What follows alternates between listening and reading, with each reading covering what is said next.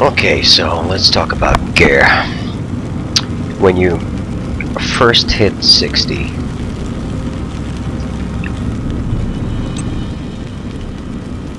some of your gear might look like this. Level 55, 53, 46, whatnot. You want to begin to upgrade your gear. Now, how do you do that? Well, as a level 60, you now have access to the cosmic terminals.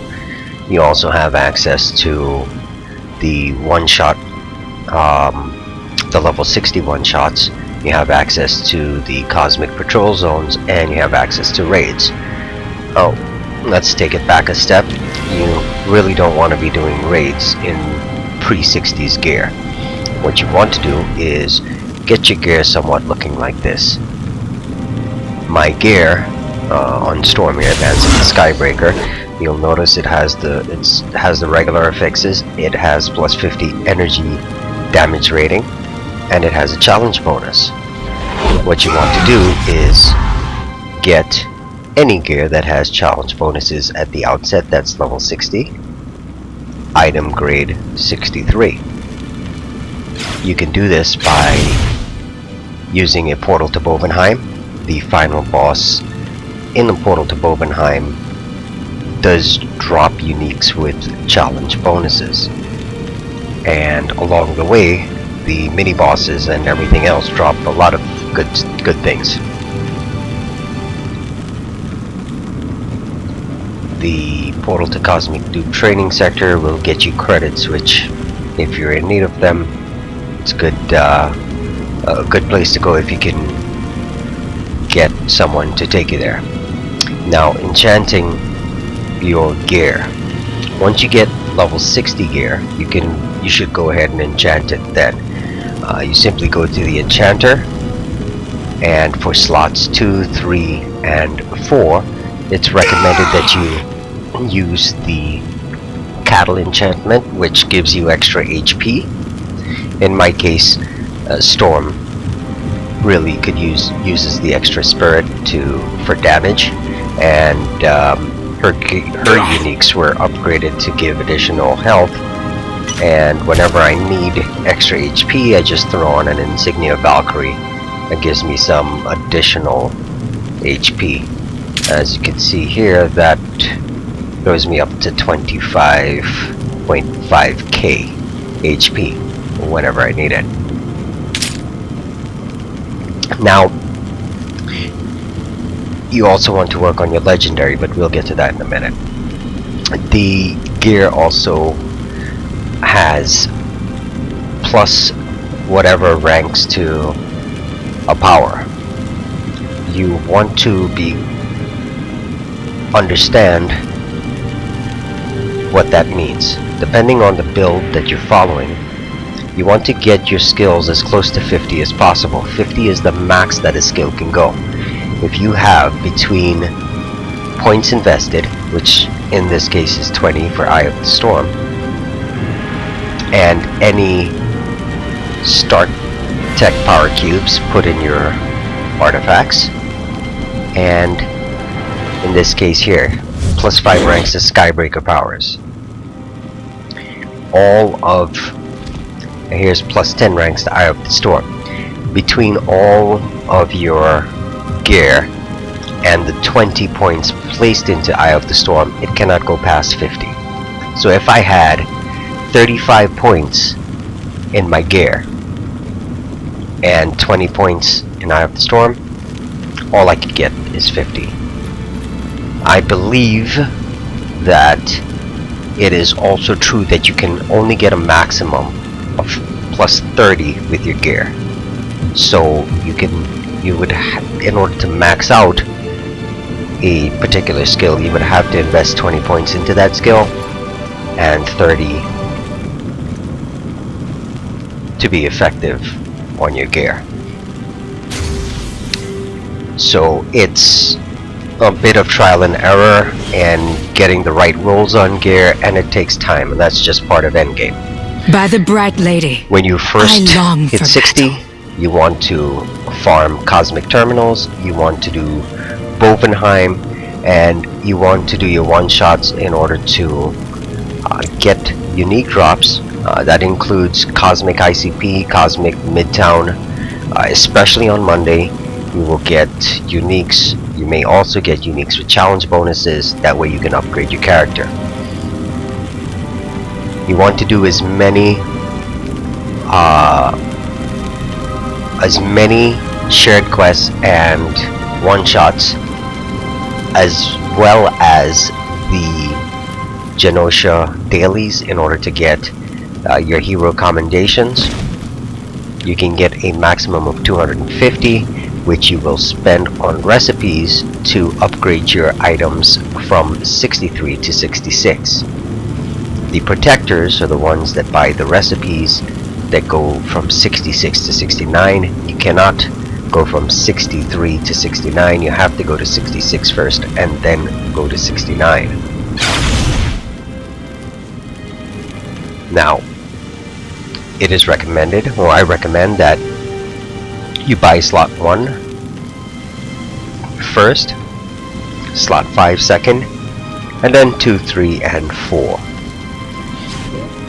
It will go faster, and your damage output will be greater as long as you can survive and have some survivability with your hero. It will work out even for green and red raids.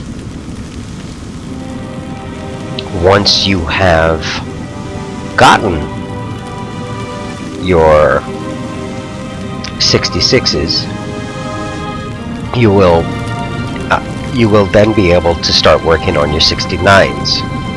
And in some cases, if you have a good enough supergroup that can carry you through red raids, you'll be working on your 69s a little bit faster.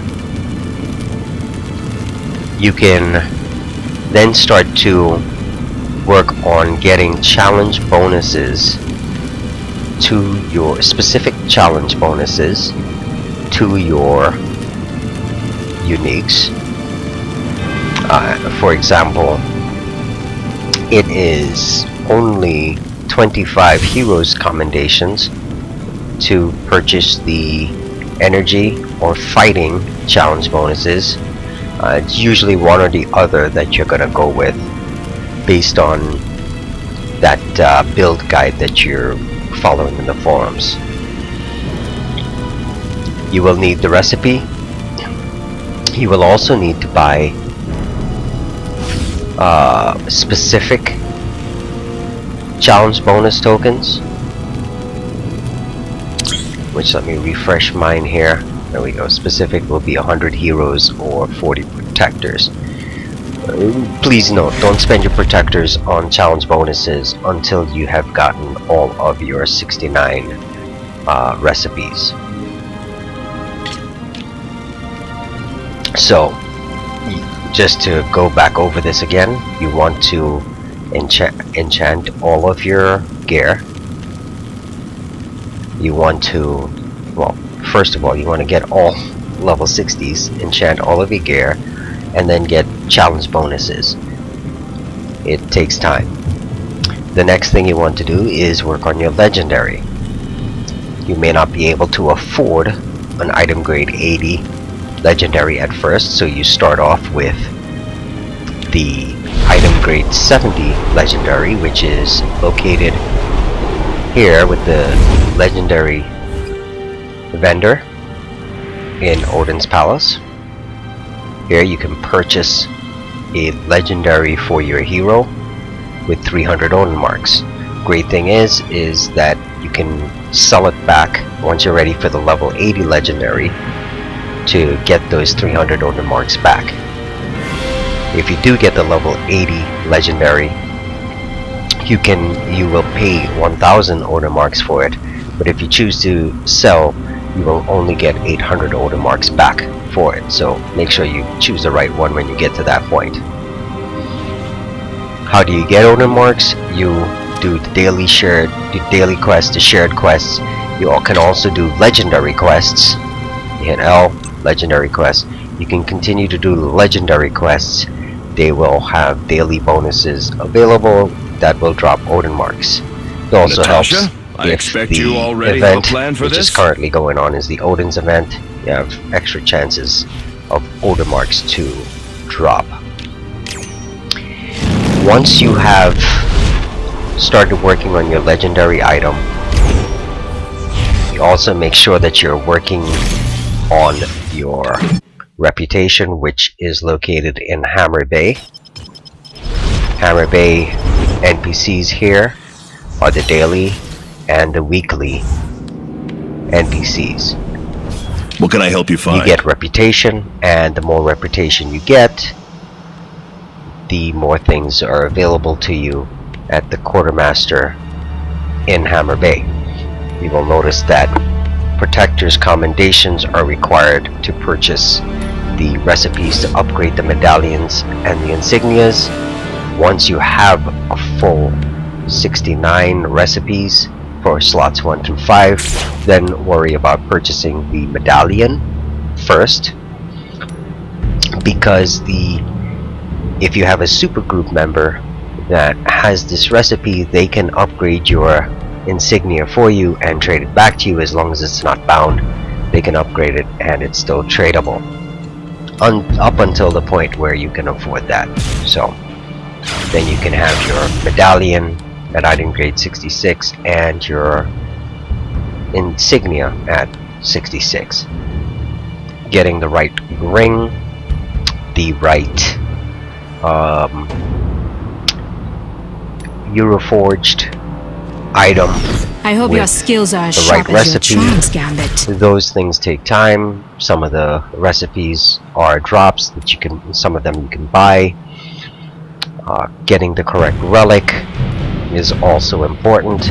It's normally a relic of Lemuria if you have a particularly squishy character, or it'll be the relic of Atlantis that you would use on most characters for damage. As you see, they stack to 1,000, and they give you 1,000. You know, on the Atlantis, it gives you 1,000 health and 1,100 critical damage rating, whereas on the Lemuria, you get 1,000 health and 222 health when you hit an enemy.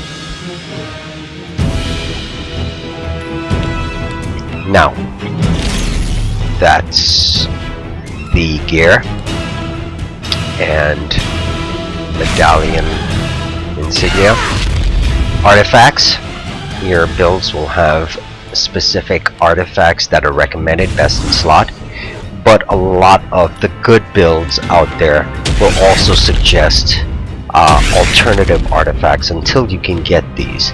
So you go ahead and you can get these, you know, get the artifacts, the best one that you can get at the time, and continue to farm the cosmic terminals that drop these. For example, for my Storm, Gem of the Curse always drops, always has a chance to drop with Curse in Cosmic Terminal, or in Cosmic Midtown. There's a very good chance for them to drop from the Curse wave, or Malekith wave. Mandarin drops the ESP box.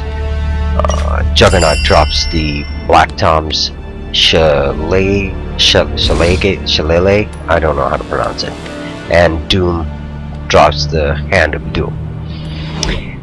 Some people are good at playing the trade game. You may find something that you don't use. For example, you may find a Lizard's formula, or a Hide formula, or something of the, or a Spider clone.